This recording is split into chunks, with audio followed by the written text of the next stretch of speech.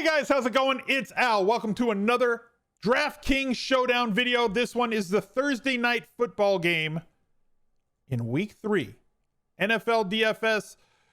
We got a game.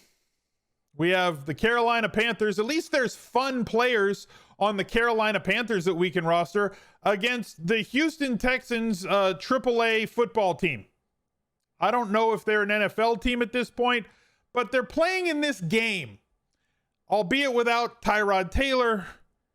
It's going to be an ugly Thursday night, but you know what? Sometimes the ugly Thursday night games that look like they're ugly games turn into great island football games that are fantastic in terms of playing DraftKings Showdown. Thank you guys for being here. We're going to take a look at everything that there is to do on this video. We're going to talk about tournament strategy and how we're going to go about building and correlating your lineups. So thank you guys for being here. If you're new to the channel, subscribe to the channel, ring the notifications bell, drop a like on the video, and leave me a reply down below with who your sneaky flex play is for this Thursday night showdown. And let's get to it. He's a legend.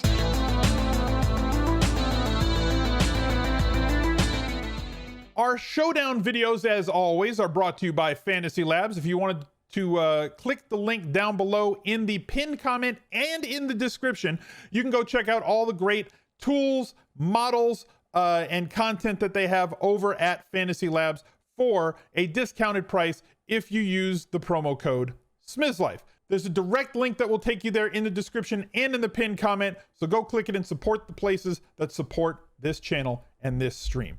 Taking a look at what we have on this slate, as I said, possibly ugly game here, a total of 43. The Panthers are favored by 7 points with Tyrod Taylor with a hamstring out for this week. He had looked really, really good in the 1.5 games that he had played so far. His quarterback rating, very efficient so far, adding yards on the ground. And now we have the rookie Davis Mills. And the problem here isn't really a Davis Mills problem. He did not look great up again. And again, it was without a week of being the starter, taking the reps with the ones, all those sorts of things. A game plan that was not optimized for him to be the quarterback. And hopefully they can get that on a short week with really only 2 practices and a walkthrough before their Thursday night game. But this Panthers defense has been outstanding through 2 weeks. 3 interceptions so far, 10 sacks over the first 2 weeks, 6,200 on this slate. If you're going to plug them into the captain slot, which I am not going to do. Okay. No matter how interesting, and now you may think, you know what, I'm going to plug them into the captain spot. The problem isn't that they can't be the winning team in the captain spot. The problem is the probabilities, the chances that the Carolina defense will end up as the winning team. They would have to score like 2 touchdowns and get 5 sacks and 2 interceptions. And while some of that is possible, the double touchdown outcome for a defense is highly improbable. And it's more improbable than the number of people who will be trafficking the defense at captain. Now, if you project a 20-point outcome plus from the Panthers defense, if that's what you're saying, or the chances that the Carolina defense will have a 20+ point outcome is, let's say, 12%. It's a number I just pulled it out of my butt, right? It's not a real thing. Don't quote me on that. But if you think that I'm just teaching you how to think about the probability, but you say, you know what, I really only think they're going to be like 3% in captain, then it would be a good play. The problem is it's probably going to be like you think is one way, but it's going to be the other way, that they're probably going to be like 10 or 15% played by the field in captain in these large field tournaments.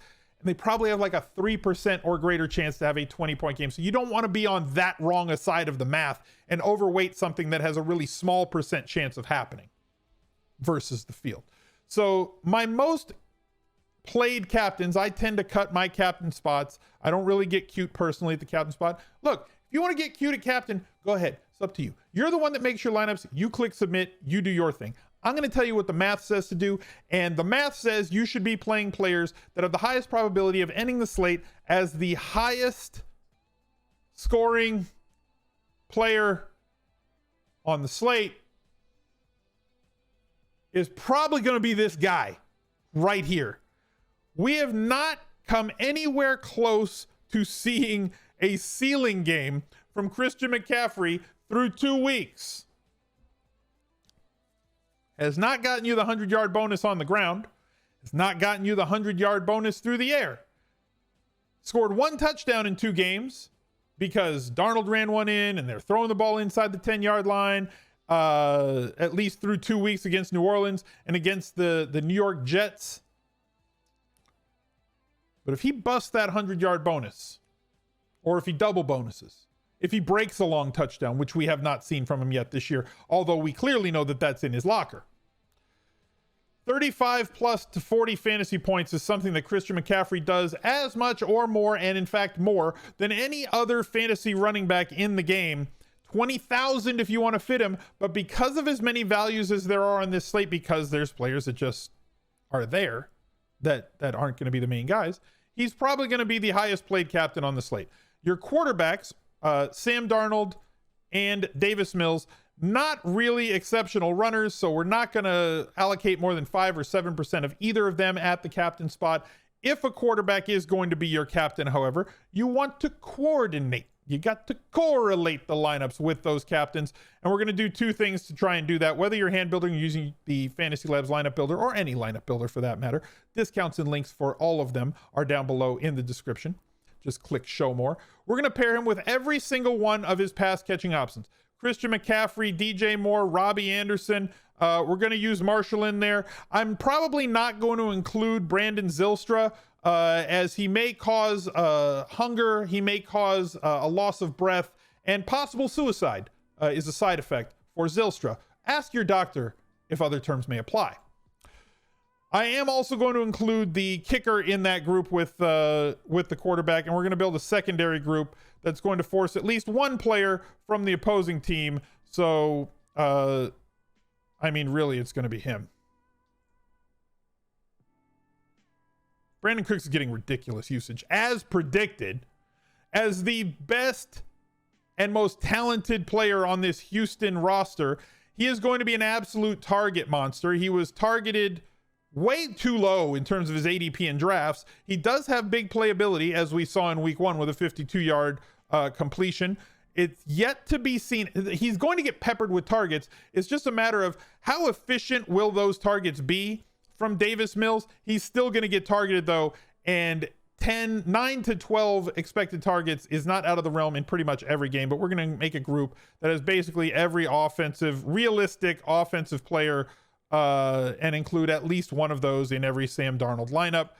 Those are our quarterback groups. If we're going to build a Cooks lineup, for Cooks to have a big game, this is one where I may break our rule of if this guy is going to be our captain, then this guy doesn't have to be there. But I don't see any point in doing that. If Brandon Cooks is going to be your captain at 15K, that means he's going to have a touchdown or 2 in this game. If he has a touchdown or 2 in this game, then Davis Mills has also thrown a touchdown or 2 in this game. If he has 130 yards receiving, viable for being the captain who can win you the game, then Davis Mills is also going to have more than that passing, including those 1 or 2 touchdowns or possibly more. So this is why we tie our quarterback in flex to our captain guys here. If you don't think that Mills is possible of giving Cooks a captain type game that can win you a tournament, don't play Cooks and captain. You won't have to worry about correlating him with Mills. Somebody asked a question about running backs in the captain spot. So like Christian McCaffrey, if you put him in your captain spot, do you have to correlate him with anything? Now there's been in the past we said, you could play your defense, you could play your running back together. There's a correlation between the two. If the team is winning, then that means the defense is scoring, and if the defense is scoring, then that means the running back's going to get more volume later in the game.